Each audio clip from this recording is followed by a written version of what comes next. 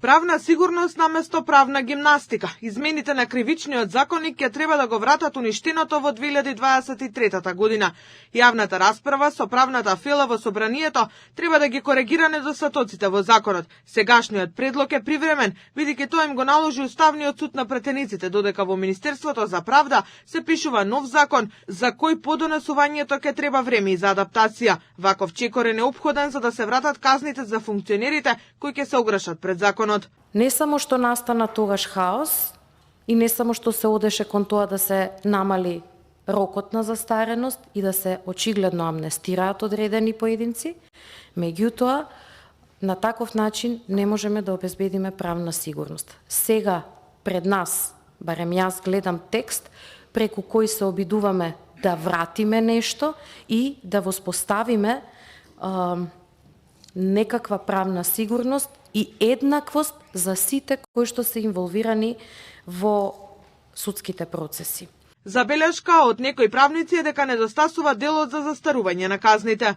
Целиот овај аранжман на измени на закони се вртиме во тој круг.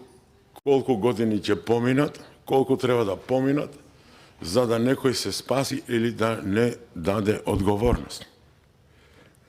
Ја мислам дека ние нема да откриеме, ниту да измислиме топла вода, само треба да ги пресликаме некои решенија кои што во наше соседство некој веќе ги применува. Скандалозните измени кои ги донесе претходната влада, функционерката на СДСМ и професорка Ана Чупевска ги нарече несрекни.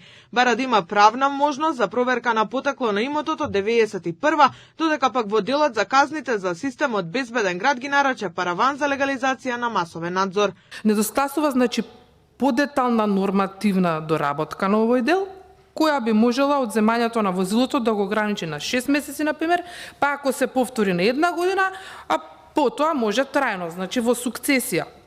Вака многу неодредено е изложено на волунтаристичко одлучување.